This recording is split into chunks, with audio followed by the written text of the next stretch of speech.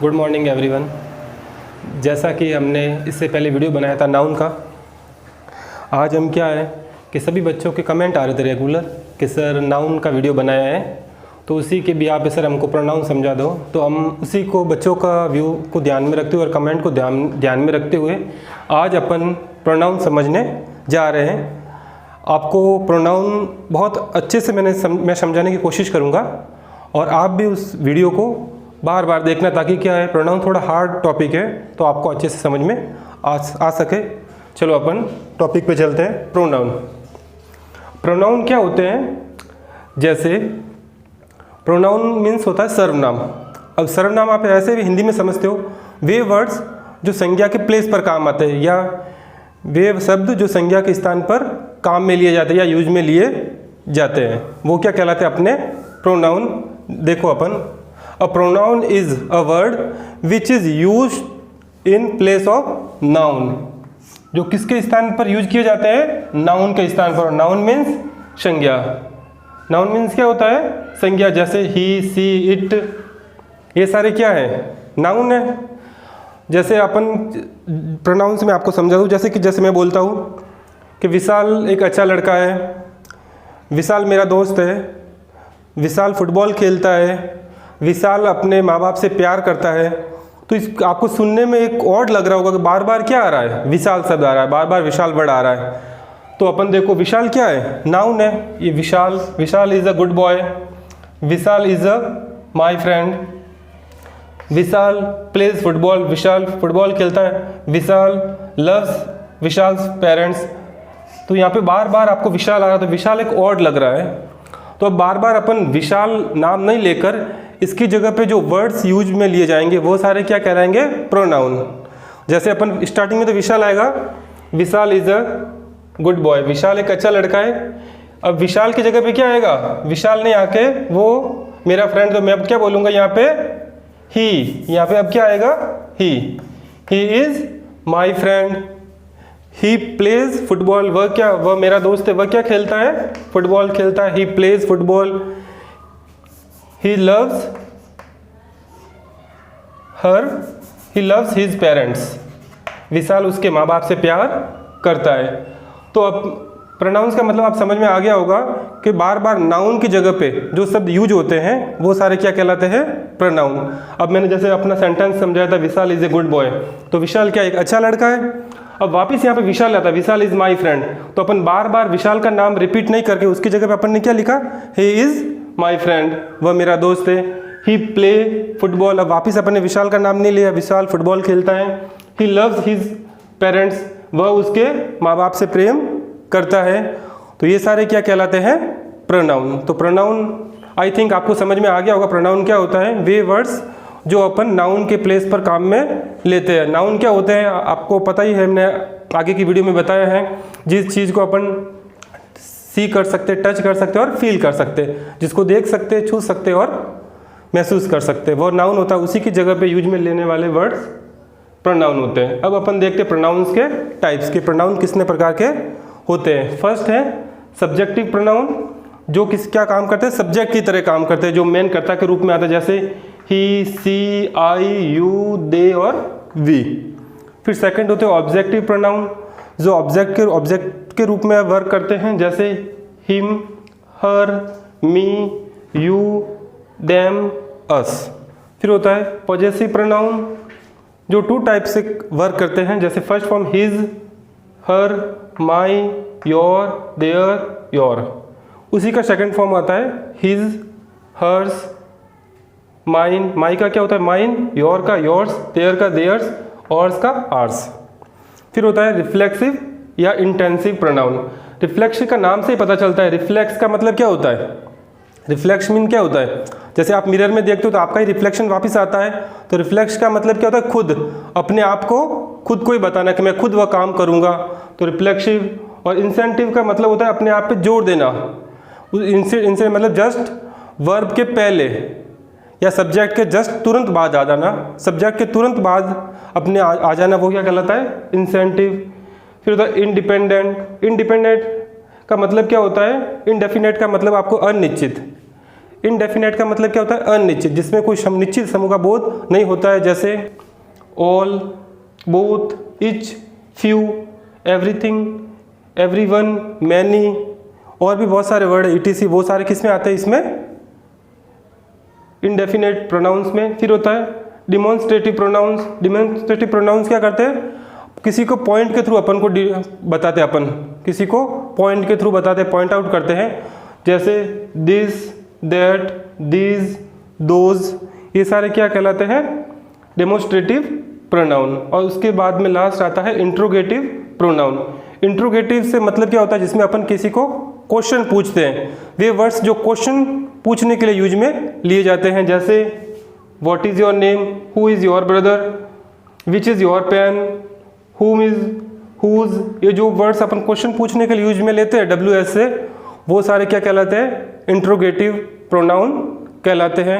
तो interrogative pronounce को अब अपन क्या करेंगे?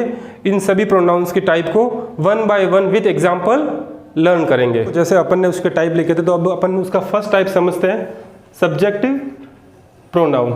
सब्जेक्टिव प्रोनाउन है जो एक पर्सनल प्रोनाउन का एक पार्ट है, जिसमें देखो सब्जेक्टिव प्रोनाउन में क्या होता है? जैसे जो सब्जेक्ट की तरह एक्ट करते हैं, जैसे ही, सी, आई, यू, दे, वी या etc, और भी जितने होंगे, है ना।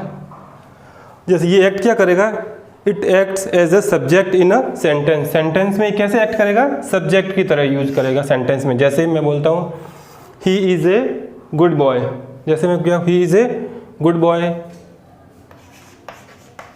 सी is a good girl,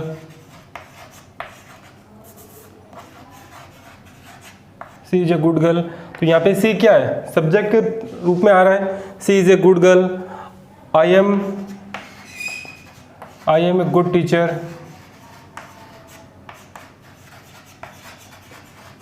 I am a good teacher. तो आई भी यहाँ पे क्या आ रहा है? सब्जेक्ट के रूप में आ रहा है। यू आर माई फ्रेंड, तुम मेरे दोस्त हो, यू आर माई फ्रेंड। इस तरह से जो वर्ड सब्जेक्ट के रूप में यूज होते हैं, जो नाउन, जैसे ये सारे क्या है? नाउन, प्रोनाउन है। नाउन, प्रोनाउन जो नाउन की तरह जैसे यूज हो रहा है प्रोनाउन। जैसे अपन लड़के के लिए नाम लेते हैं, राम इज माई फ्रेंड, तो अपन क्या कहेंगे? He is my friend.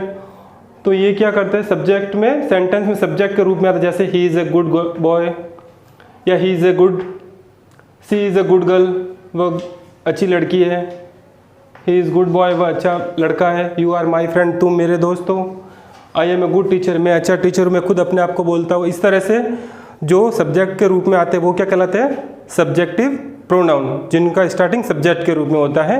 Second आता है ऑब्जेक्टिव प्रोनाउन। ऑब्जेक्टिव प्रोनाउन में क्या होता है? ही का क्या हो जाता है? हिम, शी का हर, आई का मी, यू का यू होता है, दे का देम, और वी का अस। ये किस में हो जाता है? ऑब्जेक्टिव के रूप में, जो क्या कैसे यूज होंगे?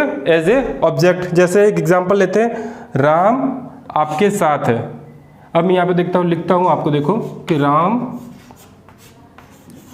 आपके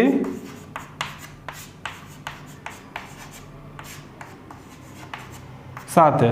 यहाँ पे राम क्या है? राम सब्जेक्ट है, और आप क्या है? यहाँ पे ऑब्जेक्ट। तो यहाँ पे आप क्या है? ऑब्जेक्ट है।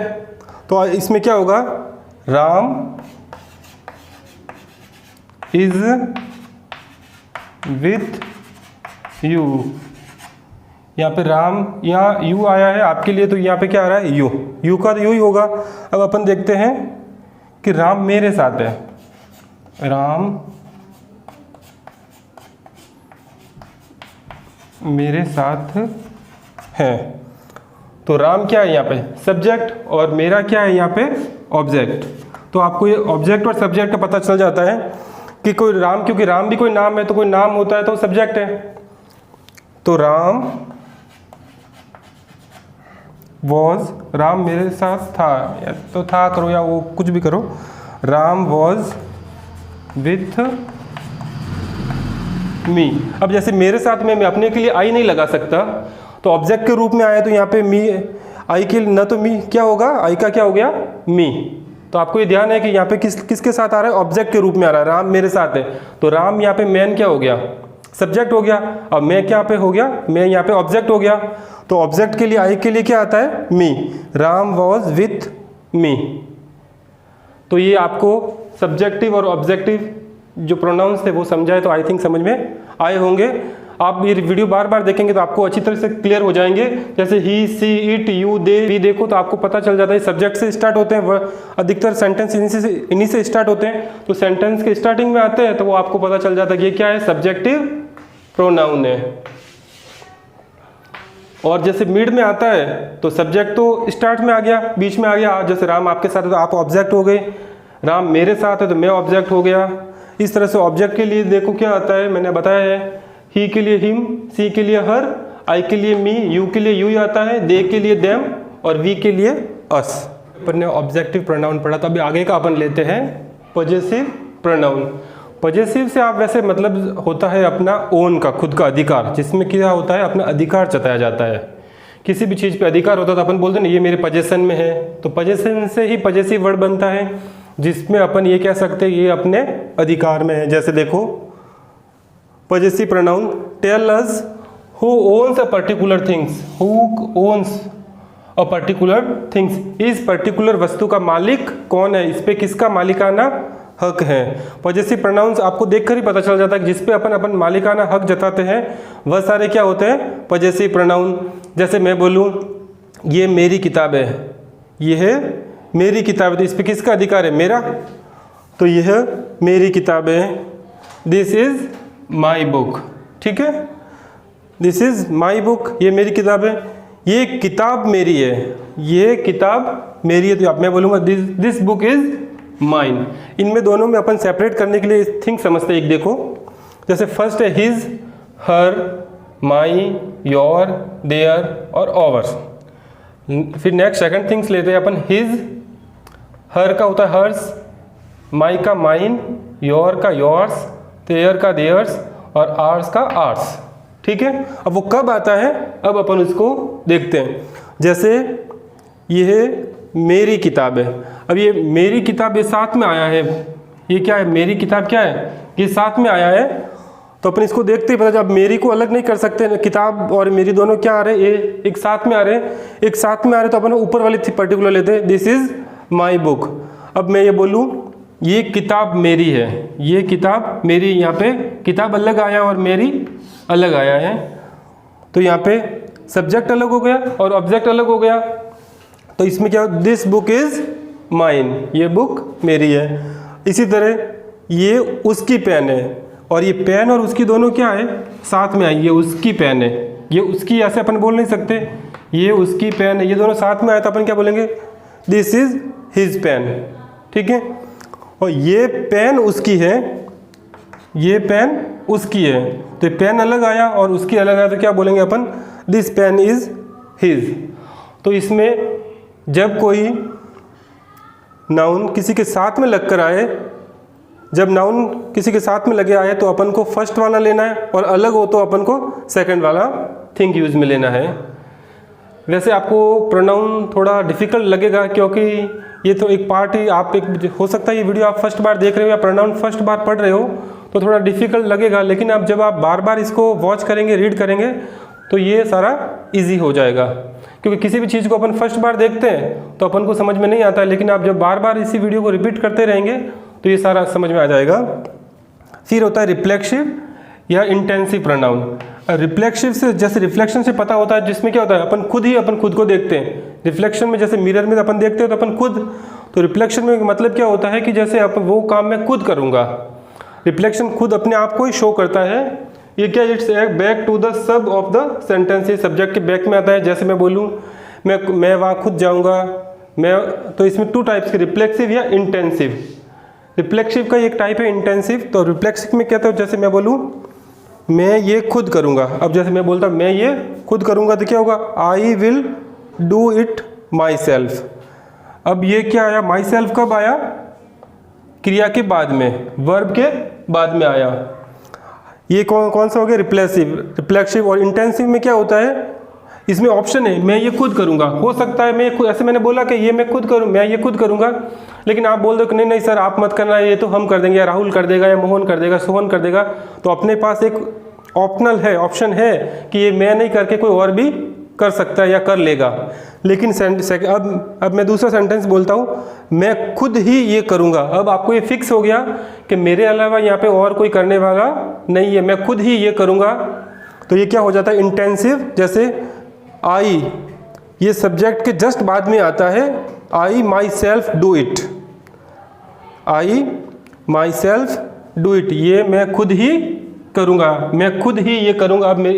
अब किसके पास कोई ऑप्शन नहीं है। जैसे बोलता हूँ विशाल खुद जाएगा, विशाल विल गो हिमसेल्फ, मैंने बोला विशाल खुद जाएगा, विशाल विल गो हिमसेल्फ।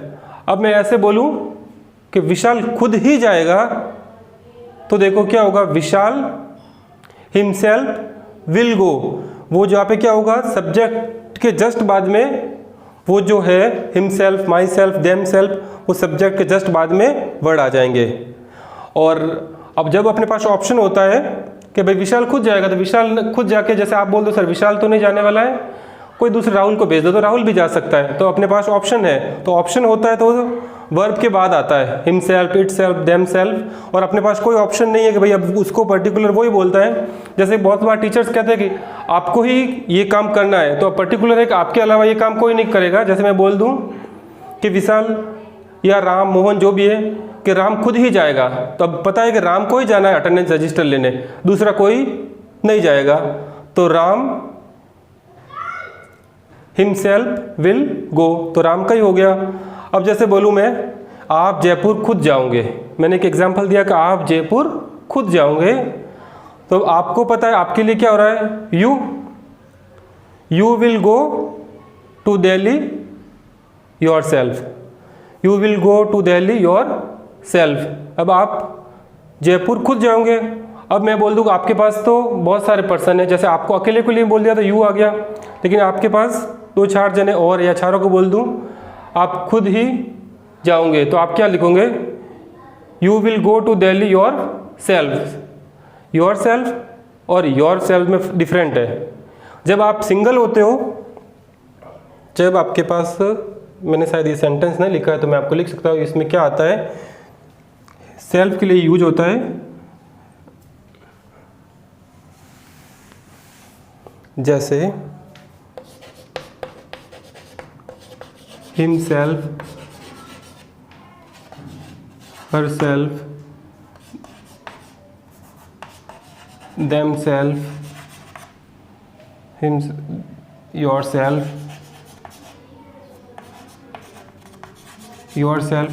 तो रिफ्लेक्शन में क्या होता है, रिफ्लेक्शन का नाम से ही पता होता है कि इसमें रिफ्लेक्शन होता है, खुद के बारे में ही बताया जाता है। तो आप खुद के बारे में बताओगे तो सेल्फ लगेगा। सेल्फ का मतलब क्या होता है, खुद अपने आप के बारे में बताना। तो जहाँ पर भी सेल्फ आपको दिखे किसी भी वर्ड में, तो सेल्फ दिखते ही आपके दिमाग में हो जाना चाहिए, माइंड वही इंटेंशन करना है कि हाँ रिफ्लेक्सिव हो रहा है, अपने खुद के बारे में बात कर रहे हैं। और रिफ्लेक्शन में और इंटेंसिव में दो मैंने थोड़ा सा डिफरेंस बता दिया। रिफ्लेक्शन में क्या होता है कि हाँ अपने पास एक ऑप्शन होता है, जैसे मैंने एग्जांपल भी दिया था कि राम खुद जाएगा, Ram will go to self, Ram will go to himself, Ram खुद जाएगा। अब ऑप्शन राम ही जाएगा, तो Ram himself will go to, तो इसका मतलब है कि यदि सब्जेक्ट के जस्ट बाद में हिमसेल्फ, देमसेल्फ या कोई आ रहा है, तो इसका मतलब है कि उसके पास कोई ऑप्शन नहीं, और वो किस में चला जाएगा, इंटेंसिव में। और रिफ्लेक्शन में होता है एक ऑप्शन भी होता है, राम के अलावा मोहन भी जा सकता है। जैसे मैं ये खुद करूँगा, आई विल डू इट, अब मेरे अलावा भी कोई कर सकता, नहीं सर आप मत करना, ये काम हम भी कर लेंगे या कोई और सर कर लेंगे। तो जिसमें ऑप्शन होता है वो रिफ्लेक्सिव प्रोनाउन होता है, और जिसमें कोई ऑप्शन नहीं होता है वो इंटेंसिव प्रोनाउन होता है। और इनमें वर्ड अपने को पहचानने के लिए मैंने बता दिया, सब में सेल्फ लगेगा, सेल्फ यानी खुद।